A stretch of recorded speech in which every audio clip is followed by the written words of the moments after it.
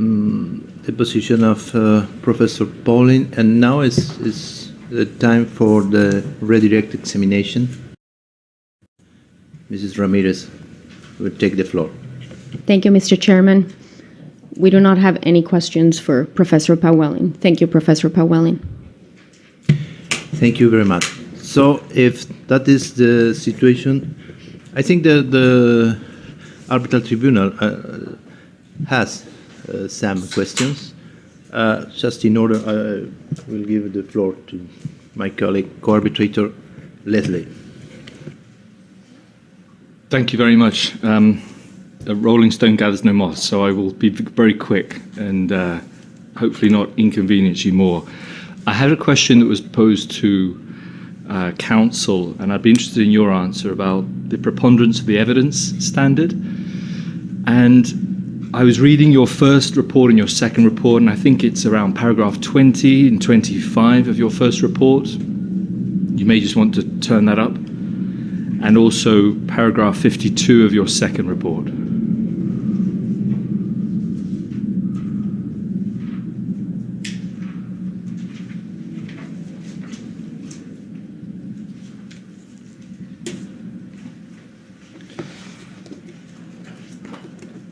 And I'm not going to test you on the wording specifically, but so maybe I can ask my question, and then if you need to look at your report, you can. You talk in terms of the law, the standard, and you say there is no higher burden, and then you say there's no special rule, and I'm assuming what you're referring to is in the context of where respondent has been talking about the where their test is about clear and unequivocal for the finding of an arbitration agreement, and your test, your standard of proof, you say preponderance of the evidence. You cite authorities that are investor-state cases, and you introduce the topic generally in paragraph 20 of your first report by reference to public international law. Is it your expert testimony that this is a question of international law, which is what the respondent says is the applicable law? And I ask because whilst we are a creature of a treaty, we're an ad hoc tribunal with a seat in Washington, D.C., and so I wonder if the law that we should apply is the law of D.C., or whether it is imbued from the fact that we are a international tribunal, that we should presumptively be applying international law. Yeah, my view would also be like the state, that given that the jurisdiction of this tribunal is limited to treaty breaches, the jurisdictional clause is limited. It doesn't include any other disputes under the law of the Dominican Republic or under contract. It's limited to obligations of the state. To me, that's another indication that this tribunal operates under international law, looking at treaty breaches. But sir, if I may, I think it's very important to distinguish between the threshold for law and the threshold for facts. And in my view, for both, the burden of proof is on claimant, but the threshold for the legal issues is the Vienna Convention. We need to read the text and be convinced that there is state consent.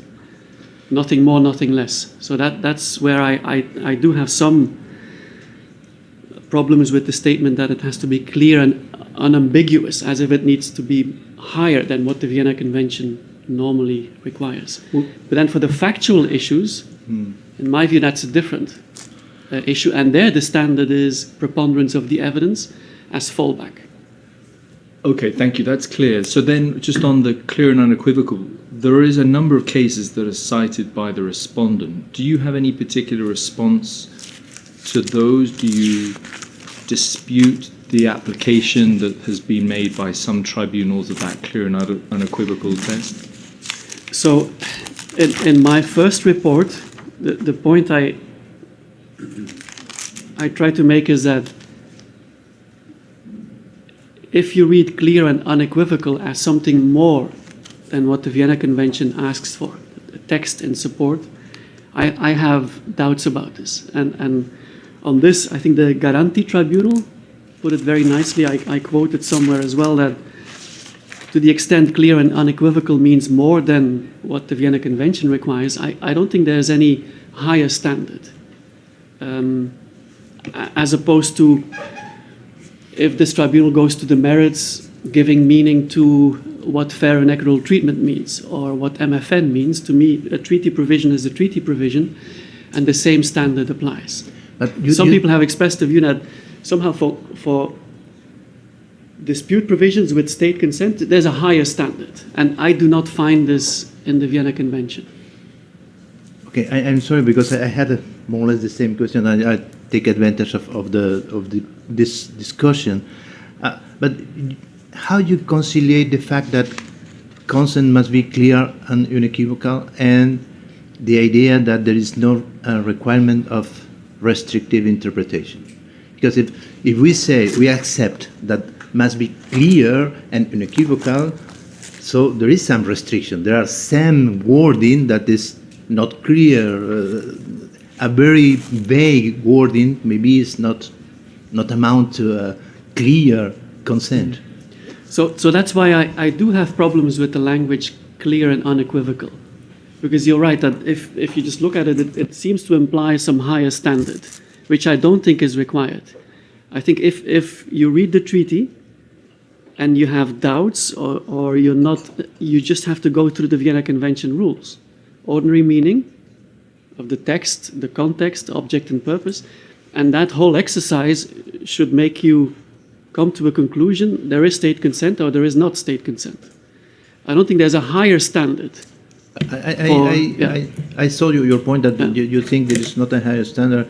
That is totally clear. But so you can say, or we can understand that you say that there is not such requirement that clear of unequivocal. That is. To the extent you read it as requiring a special standard, no. But I do think the Vienna Convention also requires you to come to a conclusion. It has to be clear. And if it's ambiguous, you have the preparatory works. So I'm not sure whether there's a big difference between the two standards. But you're right, many people read it as it's much higher. I don't think it is. And I quote in support to public international law and a number of tribunals. So to me, it's a neutral. There's not a presumption that there is state consent, nor should it be restrictively interpreted. It's just a treaty interpretation question like any other. Thank you. So this interfaces a little with my second question, which was this presumption on interpretation, or no presumption and no restrictive interpretation. You seem in your testimony to take a straight line and say one goes neither one way nor the other. And interpreting the text, you don't use, for example, FA deal to put one's thumb on the scale to find either in favor or against. Did I understand that correctly? So yes, to me it's a straight line. And often you hear investors say, FA deal, there has to be a presumption that this is an investment treaty, so there must be state consent. I think you have to have a straight line and look at the text. Mainly states would say, well, there's a presumption that a sovereign doesn't agree to international arbitration. I don't think that presumption is there either. There's nothing in this treaty, the free trade agreement, that says anything on deviating from the Vienna Convention. So my approach would be apply the Vienna Convention rules, look at the text, be convinced the normal standard applies, not a presumption one or the other way. And the burden is on claimant. Claimant has the burden as the one filing this case. But then you do rely on principles of FA deal, and I'm thinking of paragraph 21 of your second report. And there you use it, I think, more in the context of what... Actually, no, paragraph 65, I think, is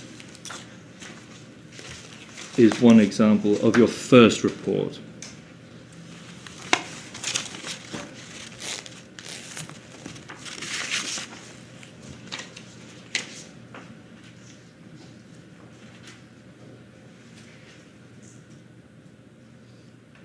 No, there you're using principles of good faith, And yes, it was in paragraph 21 of your second report, where you rely on the principle of effective treaty interpretation if they would deal. And it seems that so do you employ it more in the sense of what you consider to be a logical interpretation of Article 13? Yes, so to me, effet utile is just a direction for treaty interpreters to give meaning to the text, all of the text. So it's not a presumption of there being state consent, it's part of the Vienna Convention rules on how you interpret. Okay. And effet utile could be used on both sides. I don't think it's necessarily something beneficial for claimant. Okay.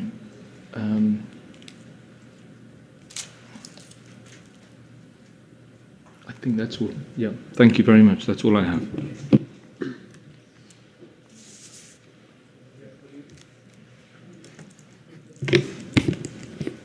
Good afternoon, or good morning, I would say. Still, that's because I was in Geneva in my mind. So am I still, yes. I wish I were. Yeah, I have a question concerning Article 13, in particular paragraph 1 of the CARICOM Dominican Republic agreement we are discussing here. So the 3 months waiting period. So I think it is a period expected to be put in order for the parties to the dispute, to identify the dispute, to determine the scope of the dispute, and to try to solve it directly. Do you agree with me? Yes. Yeah. So, in the context of the existence of a dispute, the investor may complain about a given conduct of the state in relation to the obligations of the state, of course. But the state may also have complaints about the conduct of the investor in the same context. So after the 3 months, the two parties to the dispute, so they realize that they have a dispute, and according to Article 13, then there is the three options: national courts, national arbitration, international arbitration. If I understand you well, it is only for one party to the dispute, for the investor, to take the decision here. Am I correct in my interpretation of what you think?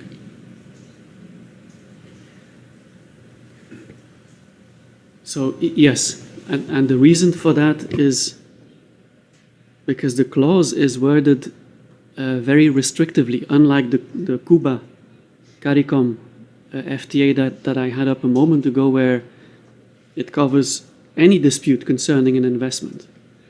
The jurisdictional clause here is limited to disputes between an investor and the state concerning an obligation of the state under this agreement. So, assuming that the state has no interest in having a tribunal confirm treaty breaches, for all practical purposes, my view is that it would be the investor moving forward. But you're right, after 3 months, they may sit together and agree mutually that we go to this or that option. But I don't think there's any agreement required on this, nor a need for the treaty to say either party may, because of how the scope of the disputes is defined. So it's a bit like in my hospital example. It's the person who falls ill who will have to go to hospital. I don't see any need. It's a one-way street.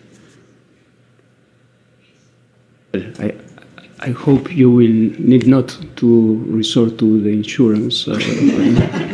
But coming back to the concrete case, So an investor and the Dominican Republic, they determine that they have a dispute concerning an obligation of the state according to the treaty. And then what happens, because I'm aware, I make a prior point. I'm aware that even if we have a look at investment arbitration, it is the general practice, it is the investor that is the claimant. But nothing prevents states to be claimants in theory. And if there is, you put emphasis on the text of the treaty, and I think it is important that it is disputes concerning obligations of the party with regard to an investor. That's clear.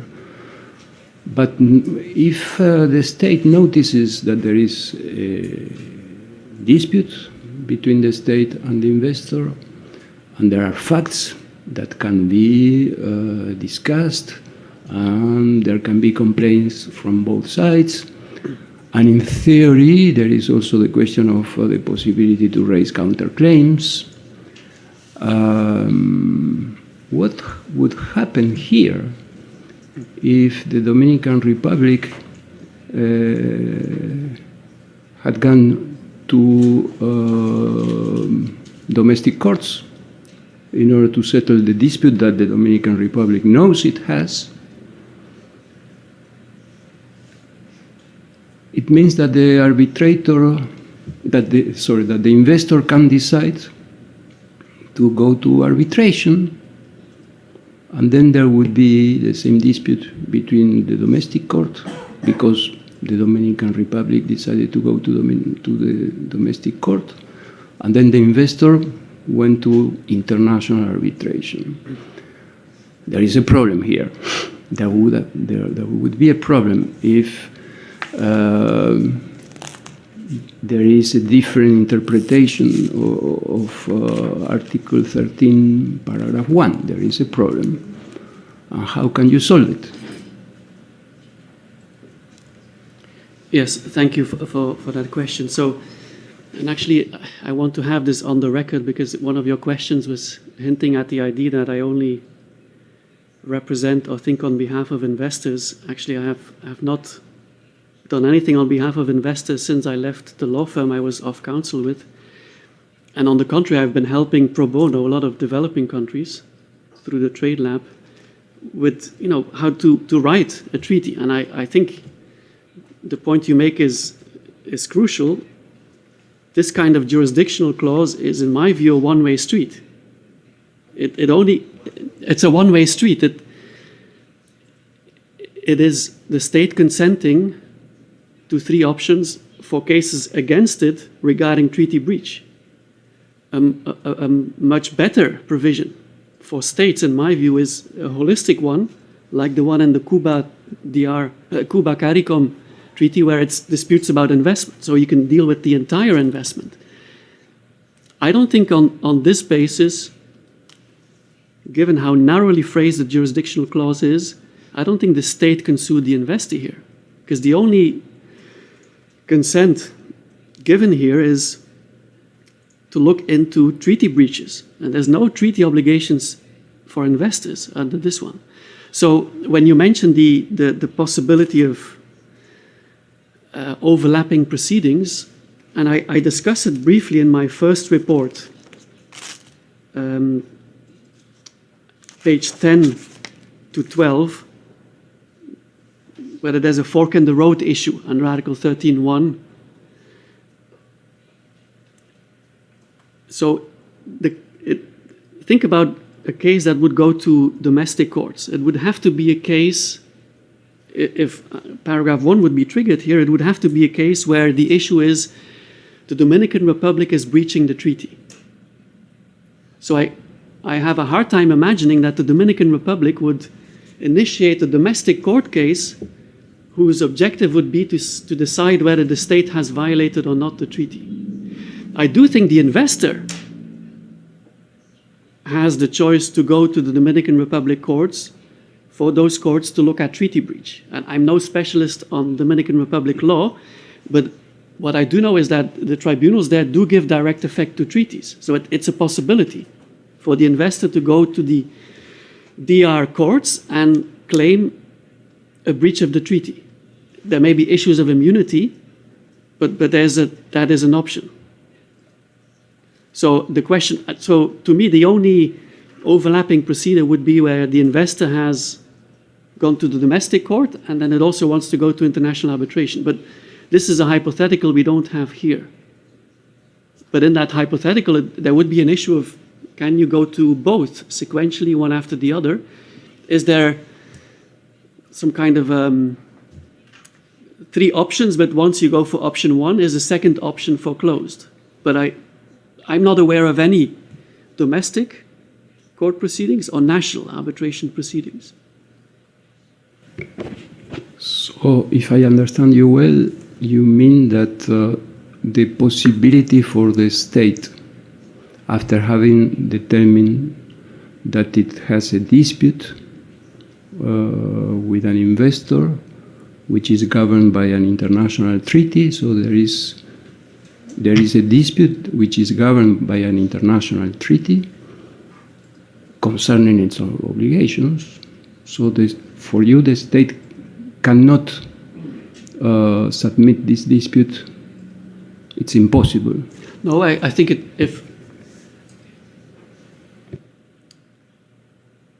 it's theoretically possible, but I cannot imagine any state initiating a case against itself or saying, please, tribunal, look at whether I have breached the treaty.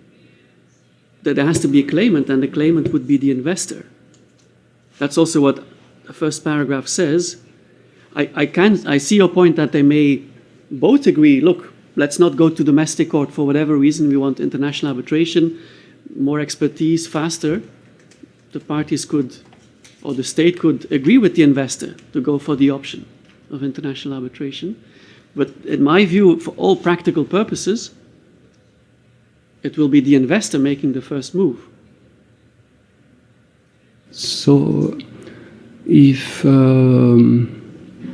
there is a dispute between 2 states, one considers that state A has breached an international obligation, state A and state B, and they have a dispute.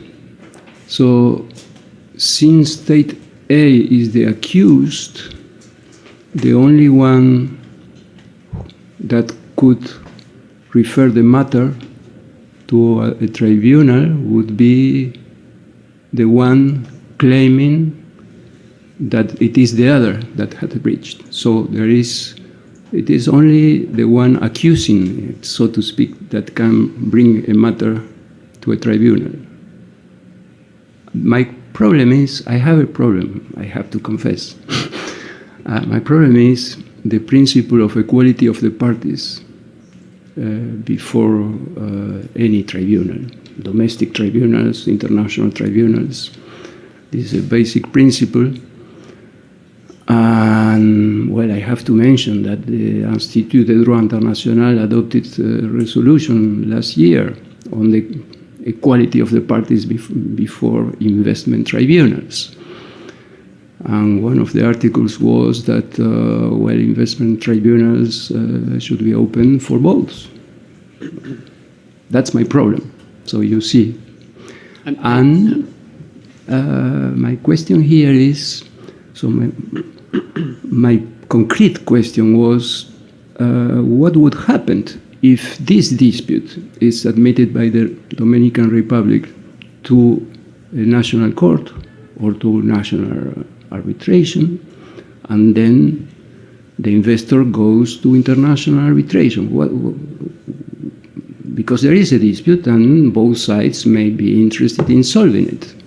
So what would be the solution? So here, if I understand you well, it is the investor's choice that prevails. No, I mean, of course, we're now talking hypotheticals. So if I understand you correctly, I mean, for your problem to be a problem, we would have to have a situation where the Dominican Republic says, I'm going to ask my domestic courts to make a decision on whether I, as the state, have violated a treaty. I don't know whether such advisory opinions or whether such procedures are available in the Dominican Republic. But it's a very strange occurrence because it would be the defendant kind of initiating a case. Now, the question, if that really strange situation occurs, what if the investor wants to bring it to international arbitration? That is your question, right? So then I think one would have to make a decision whether the options are mutually exclusive.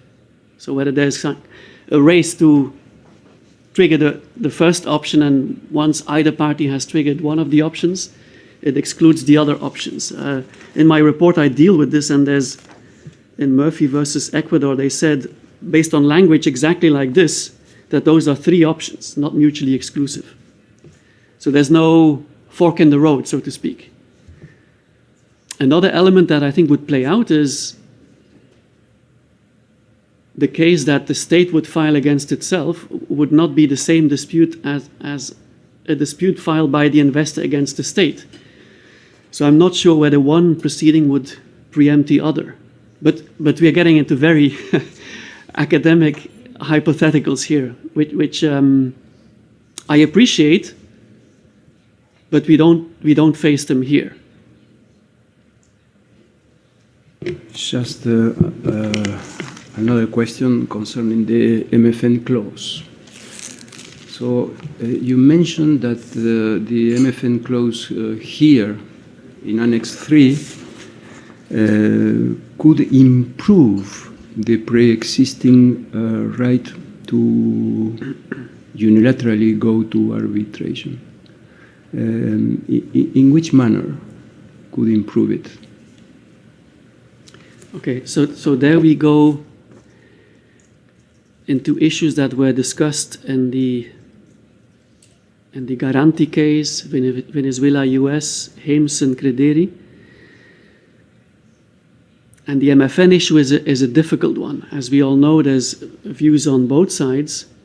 But I think here it would be a very limited operation because we have in the treaty consent to international arbitration. And we just discussed it at length. What does that mean? In my view, it means something very serious. You consent to international arbitration. And in the event, if the correspondence is not clear, if the second paragraph is not clear in terms of a default to UNCITRAL, the right to go to arbitration, international arbitration, which I see in paragraph 1, may then be somewhat obstructed because in that alternative view, we don't have clear evidence on UNCITRAL. What I'm saying is that the right to go to arbitration, which you get under paragraph 1, you don't get it through MFN, you get it under paragraph 1, would be the exercise of that right would be improved thanks to a BIT that the DR concluded with France and Panama, where there is no doubt that UNCITRAL is the track available by default. So in that sense, consent to international arbitration is there. There's a procedural issue of how to appoint the tribunal, which rules apply. That issue, if you do think it's unclear, all doubt would be taken away through application of the MFN clause. So this is, I think, a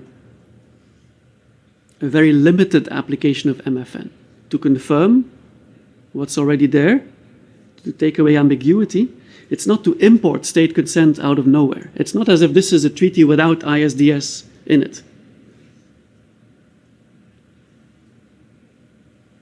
And very importantly as well, unlike all of the other cases I've mentioned, in these other cases, MFN was used to move from one set of rules to another. In this case, It's just to confirm UNCITRAL. It's not to say, well, our treaty says UNCITRAL, but actually we want ICSID or you want Stockholm.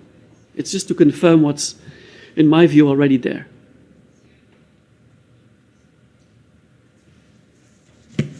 Talking about UNCITRAL, I'm sorry, but I would like to come back to a discussion you have had this morning with Mrs. Alvarez. And you have written and repeated this morning that Article 13, Paragraph 2, contains a submission to UNCITRAL rules. Yeah, and you have just repeated once again. However, we can read the final part of Paragraph 2. The dimension there, the dimension of the UNCITRAL rules is only referred to the appointment of arbitrators. So, do you find this succinct reference sufficient as to the application of UNCITRAL rules as a whole for any proceeding brought under the treaty? So it refers to arbitro internacional or a tribunal to be designated by special agreement or established under the rules. So again, I don't have them in front of me, but that is exactly the kind of clause also that UNCITRAL offers as the model clause. Shall be settled under, so this is a tribunal established under the UNCITRAL rules. So I see your question, or I see your doubt as to whether this is only about appointment, but to me it refers... Yes? I'm sorry, just to clarify. Paragraph 2 and the third part, following your reasoning, the third part talk about the designation of the tribunal. So the appointment of the arbitrators can be made by a special agreement or established under UNCITRAL rules. Yeah. That is the only reference we have in at the end of paragraph 2 is the appointment of arbitrators. We have two options for that. The question is, do you think that that is sufficient in order to think that there is a reference to the UNCITRAL rules as a whole as for the application in these proceedings? So I distinguish between the second part, which is about the number of arbitrators, and the third part, which is broader. It's about both the number, how you agree or not agree, and then the tribunal and under which rules it will be covered. So yes, to me this is going beyond just the appointment process. By the way, this is language that you see very commonly in BITs, where there's options between A, B, C, between ICSID, ICC, UNCITRAL, and no one has ever questioned that option C, as it mostly is, UNCITRAL, is not just about appointment of members to a tribunal, but is an opt-in into UNCITRAL. I understand perfectly, and I think we didn't have much of our discussion, of your discussion, if the case was here not the reference to the UNCITRAL rules were not referred only to the appointment of the arbitral tribunal. If you say arbitration under UNCITRAL rules, well, many pages you have written will not be written. But in this case, my question is, well, this succinct reference, we can take it as a submission as a whole of the UNCITRAL rules. Yes, that would be my reading, based on also the BITs, which have similar language. And mind you, the UNCITRAL rules, yes, it is about appointments, proceedings, and then the award. If you continue reading Article 13, it already has elements on the award. So the main import of uncitral here is appointment and then proceedings. That is Yeah. an inference you Yeah. made, because here is talking exclusively about the appointment of arbitrators. You say, well, we have the only rules that are mentioned here are uncitral rules, so we also apply uncitral rules for all the elements of proceedings. Yeah, but the parties could change, but the parties did not change. So, Yeah. So, but I do think that the actual language, it refers to Tribunal de Arbitraje ad hoc, established under, bajo las reglas. It, in my view, not only refers to appointment, but to the tribunal as a whole and under which rules it will be established and operate. okay, Christian, you have. Thank you. Thank you. That was, for me, actually a very helpful question, because it touched on what I was going to ask, my final question. And I want to use your example of the insurance policy, and then it gets very close to the question that the President just asked. So, your example, you fall ill, your insurance policy gives you coverage for 3 hospitals. Let's say you fall ill on the doorstep of the George Washington University Hospital. So God forbid, yeah. God forbid. And as your head is spinning and you're about to black out, you're asked the question whether you, within that hospital, let's say for religious denomination purposes, there's 2 types of treatment within the hospital, whether blood transfusions are permitted or not, or some kind of distinction, and that treatment is the comparable between the special agreement and uncitral. And you don't have a moment to exhale your choice as you're passing out. And so the question is, you've consented, in your scenario, you've consented to that hospital in paragraph 1, but you haven't yet consented to the particular treatment. And that is what I understand respondents' questions, is that the rules are a particular treatment. So the question then for me is, if you can't find in paragraph 1 an express reference to that particular type of health treatment in that hospital, can you reach into paragraph 2, even though you haven't stated it as you're passing out, and say, I had actually agreed to that particular treatment?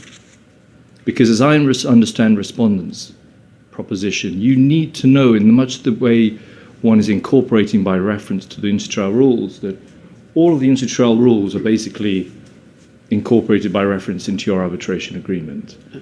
And they, as I understand their case, don't see that in paragraph 1. So I'm interested in your reaction to that. And sorry for butchering and making more horrendous your example. Yes, but I do think it sharpens the mind if one uses that hypo, because the way I see it is exactly like an insurance policy. And the investor, of course, is the patient. When he or she falls ill, and the insurance policy says you can go to 3 hospitals in DC, right? I cannot go to a 4th or a 5th one. So I have to read my insurance policy, because that's the only 3 that they will cover, right? Now, I'm the patient, I fall ill, I'm about to black out. I think I can just go to one of the 3. I don't need to call my insurer to get, please, are you sure I can really go to one of the 3? That's my comparison. And then, as you say, I go to the Georgetown University Hospital. Could be my choice. I'm closer to that one. It's the choice of the patient, because I have 3 options. And then we get to paragraph 2, where, in my view, I could call my insurer and find some agreement on which doctor should see me, right? But as you say, if somehow there's no time for this, based on paragraph 2, we don't have a special agreement. And by the way, the patient would have to call the insurer somehow to see whether there's a special agreement. And yes, if there's no time, the default would be the procedure to appoint doctors or to, examine the particular illness under UNCITRAL. Well, and this takes us to what may be an artificial way of interpreting this, because one thing that's been a little uncomfortable with me is how we go through different curtains as we read paragraphs 1 and 2, whereas I think in reality, when this was signed, everyone had passed through every curtain of review. And what I mean by that is, I think we have to perhaps police ourselves that as we read through paragraphs 1 and 2, we don't ask and answer the question at that point. We ask and answer the questions at the end of our journey through paragraphs 1 and 2.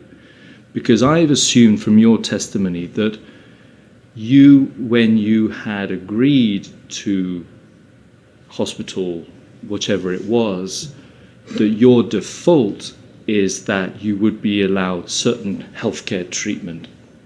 A, blood transfusions are possible. So even though as you're passing out and you didn't articulate it, you did articulate it in paragraph 2 before you passed out, because you signed this treaty before you passed out. You signed your insurance policy before you passed out. So I'm interested that we, as one reads through line and section by section, we don't maybe create an artificial world, because when you signed your insurance policy, you knew what the entirety of paragraph 2 said. So for me, I'm assuming your testimony remains that it's, as you are signing your insurance policy, you already signed up to Georgetown University Hospital, and your default was, if I don't get to exclaim what my treatment should be, you should assume my non-responsiveness as being blood transfusions, for example. Of course, the only difference here is that we're talking about the patient confirming a particular treatment. In the case here, it's the insurer. It's the state who says, I should agree a second time. So it would be, I blank out and they give me the regular treatment, and then my insurer calls me and says, well, I never agreed to that treatment. That's basically what they are doing here, which I think is not a good faith interpretation of para 1 and 2. I had the right to go to Georgetown University Hospital. There's a reference to the standard medical practice of appointing doctors. Don't tell me now that I should have gotten your agreement the second time before going to Georgetown University Hospital. When you say that your default when you sign the policy would have said, if I don't get to say anything or agree with the insurer, then I have a certain type of treatment, which is UNCITRAL. Yeah. Thank you.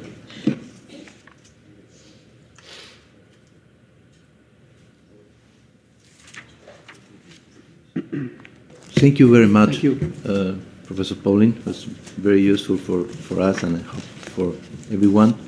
I think it's a moment to make, maybe at this moment we can advance the long break, if you don't have any opposition. Eh? You were joking? Or? No, me da No, miedo. that- Se habla de que I am afraid of you shortening that break because we are counting on that break to conclude our arguments. Into Spanish. My idea is, My idea is to begin the break now. Begin the break now. We begin our break now. Do you need those 2 hours, 15 minutes? I see, yes. Everybody's nodding very firmly. 2 o'clock, it is possible? 2 o'clock sharp? Perfect. muchas gracias. Thank you. Thank you very much. Nuestro perito puede irse, así que ya podemos conversar con él, ¿sí? Muchas gracias.